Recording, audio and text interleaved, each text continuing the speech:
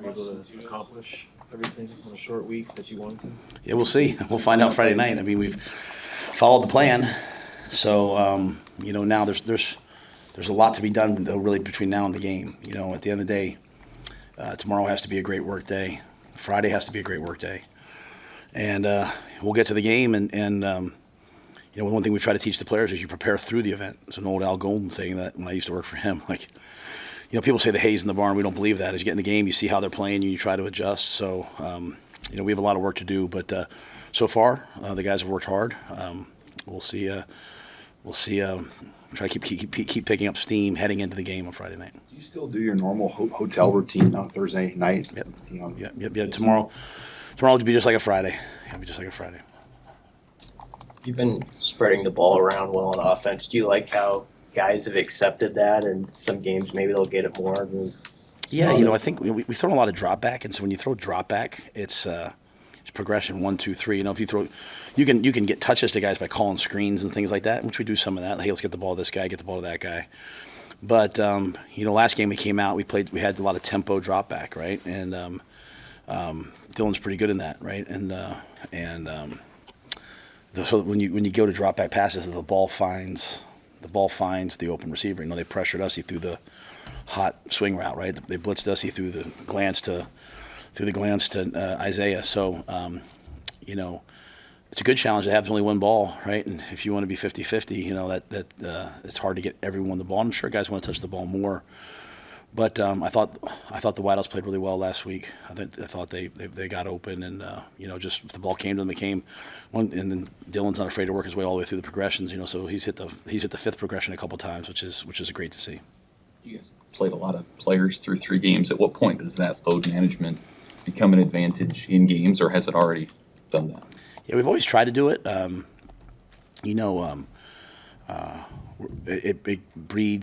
It breeds development and confidence of that second group, so that they're more ready as the year goes on.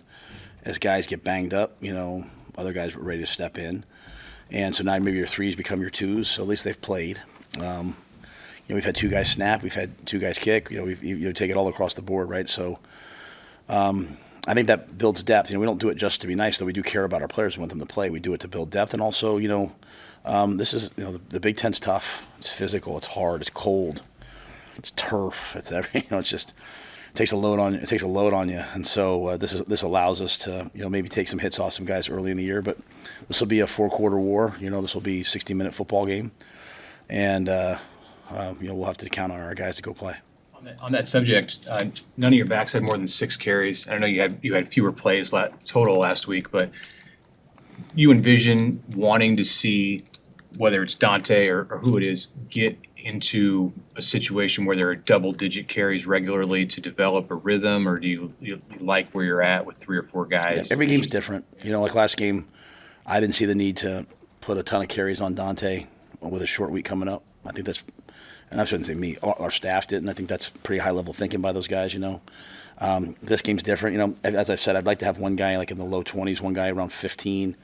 We're not running the quarterback, so, you're running some other guys, and then obviously we try to incorporate the receivers a little bit into the run game. But I think having one guy at that number, but, as the game plays, we're facing a team that's an elite run defense. They're also an elite pass defense. They're just an elite defense. So each game's a little different. We'll see what we need to do in each game to win.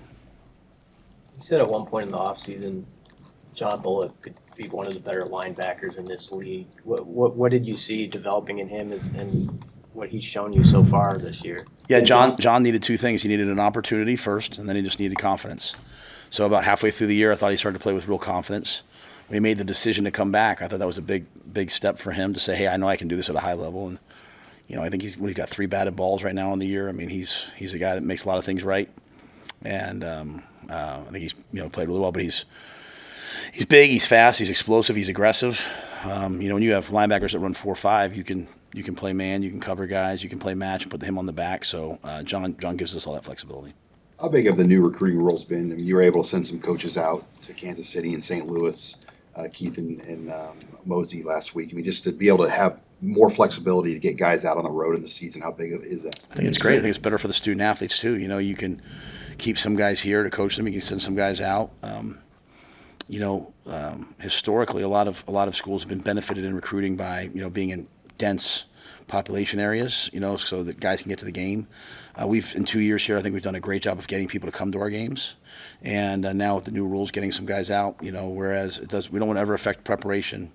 But, I went out, I won't go out on a Friday night. I won't go out the night before a game because my job's the team. But on Thursday night, if I can, I'll go out. And so, we're not in this for the short term. We're in this for the long term. And so recruiting is paramount. And those guys, Keith and Jamar are doing a fantastic job, both coaching and recruiting. And T Knight was out last week. Johnny Butler was out. John, I think Rob were out Friday night. So guys who don't have responsibilities at the hotel will go out. Tony mentioned yesterday being excited to have Jamari and Mike Kai back at the start of the game because they help bring an edginess to the defense. Do you look for that on offense too, or is that more of a defensive mindset? It's a defensive thing, yeah. Okay. Offense is different, right? And I'm more of a defensive coach. Like even though I've coached on offense, I would bend more towards defense. Wherever you can fix problems with aggression and effort. Jamari is kind of like they all have the roles of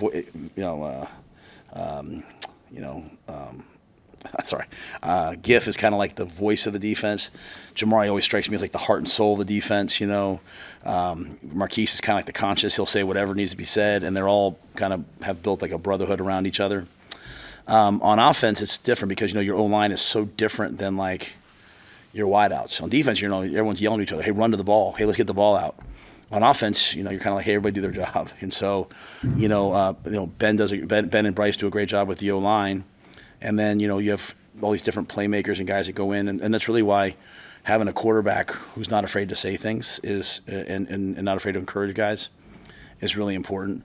I think we've done a good job of trying to empower that. We've tried to shut down that, hey, he's young narrative and say, no, you're the quarterback at Nebraska. That means something. And I think Dylan's done a good job of that. And then you have great teammates. You have Hinrich, who the players have joy for and love. You have Jamal Banks. You have all these guys that the players love seeing. Ramir, love seeing get out there. And so I think it's just a different vibe on offense than it maybe is on defense. And that's historical, not just for our team. Herman Meyer and Jerry DiNardo had a clip about how the crowd reacted when Hinrich had that sequence. Was that meaningful to you, just the appreciation that was shown there? I think historically, I know the crowd cheers a little bit more for the kids from Nebraska when they announce their names, which I'll be honest with, I think they're all our kids, so I root for them all. But I do think what Hinrich has done means something to me, right? And he's stuck around and not just accepted a role, but accelerated a role. I think even in the press conference today, I think we maybe minimized a little bit of what Hinrich did. Like, he went in the game in the red zone where we're trying to be a better red zone team and caught an option route. So it's not just like hey, it's a check down. I called it a check down to him and he said that, but he ran an option route, and that's a lot of trust in a close game or not an out of reach game. And that's 3rd and 2. And he goes back in the backfield and takes a handoff and gets a first down, right? And then he plays quarterback the 3rd play. I mean, that's a lot of versatility. And so, I didn't see the clip. Keith mentioned it to me this morning, and I respect Urban Meyer more than as a coach more than anyone, and Coach DiNardo more than anyone. It's great that he's getting that a little bit of love, but it adds a threat, it adds a dimension that people have to practice, and if they don't practice it, we have, and then it takes a playoff Dylan, it takes a playoff someone else. So kind of going back to the comment about the ball, I forget who asked. I'm sorry for whoever asked me. Like, there's a lot of good players on offense. We have to get the ball to them, and so I think you asked me that, Brian. So like getting the ball to different people, and Hinrich fits right in there. Like, we want to get him the rock. It just can't be 20 plays, because we got the ball to this guy and that guy. So it's a fun challenge, but a good challenge. Matt, in your experiences, are these Friday games, they feel different? There's not college football on all day. And Yeah. It's a work day for most everybody. Yeah, I haven't had a ton of Friday. I've had some Thursday games, and when I was at 10, but some Friday. I go back. Yeah, I've had some Friday games. It's just you have to just be a little less stir crazy. We've had a lot of night games, so the guys do a great job of coming over here. Like, we have an optional bus that comes over, and then we come over for walkthrough, then an optional bus that goes back, so guys can come over longer, and a lot of them do it. One of the challenges on Saturday games is, as you're watching all these other games and maybe teams you're going to play or buddies you have, sometimes you can get emotionally invested in those games. And I always kind of, when we get to pregame, say, hey, none of the other games matter to us. Now start to really focus on our game. There's nothing much to focus on a Friday afternoon. So, we'll keep the same schedule. And so when they go back to the rooms, some of them will maybe sleep. Some of them will, watch, I don't know what they watch nowadays, YouTube or whatever, but some of them will do that, be on their phones. Hopefully they'll study their game plan a little bit and be ready to go. So it's a unique challenge, but it's a great opportunity to showcase the University of Nebraska nationally, a home game, our crowd, what I think is the best student section I've ever been a part of. So I want the world to see it, because I can tell you it matters in recruiting. I got recruits that's all. Even if they can't come to the games, I'm talking to guys in Hawaii, I'm talking to guys in Florida, and they're like, man, I saw you guys. That looks amazing. So it's another great opportunity for us. What traits of Husker fans have you observed that would make 400 straight sellouts believable? I think loyalty. I think just passion and loyalty. I think the loyalty is not just the sellouts. It's coming that early and staying late. As I had one fan say to me at one of the events, he said, we come to support all the players. We come to support all the kids. And so we want to watch the guys warm up. And if, when we're ahead against UNI, we're going to stay to the end and watch all the guys play. And, I mean, that's really probably with UTEP. I remember coming out in the second half, and, the game's probably pretty clearly in hand. I look up and I'm like, man, look at this crowd still here. It's just, it's unreal. And so that loyalty, that passion, as I said since day one, is something that, we feel humbled by, and we have to make sure we do our job. So, I feel it all the time. I feel like a tremendous, not a burden in a bad way, but a sense of responsibility to make sure that we're doing our part. And, one of the things I'm proud of about our staff is, if you ever listen to Coach Osborne when he talks about our staff, and he'll say it sometimes in terms of me, but he always says we work hard. And that's all I want. I'm not a guru. I'm not smarter than everybody else. Our coaches aren't maybe smarter than everybody else. Maybe there's smarter people out there saying that they should do this, they should do that. But we work hard. We work hard at recruiting. We work hard at football. We work hard at relationships. We work hard at being part of the campus and the part of the university setting, right? We work hard at being part of the athletic department. And I think if you can teach young people to work hard, you have a chance. And so that's what our fans are.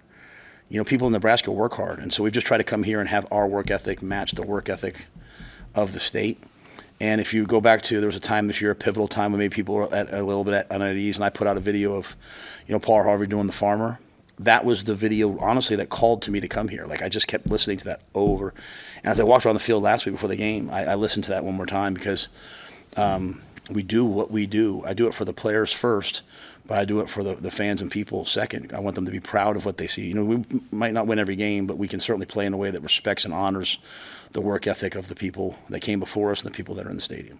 Hey, with Mazuka out, who's the number 2 right guard behind him? Mazuka will be dressed and ready. He just won't start. He won't. He'll be out. He'll be out there. Yeah, Lutoski will play, and Michael would be available. I probably said that in the wrong way. He's dealing with some things right now. So, like I said, but he's making some real progress. So, practiced good today. So, he'll be there. And if we need him, we'll go to him. But like a lot of our guys, some guys are dealing with a foot, some guys are dealing with toe, some guys are dealing with things. Everyone's dealing with different things. So we just are at our best, trying to do our best to be there for everyone where they need us. But he's available.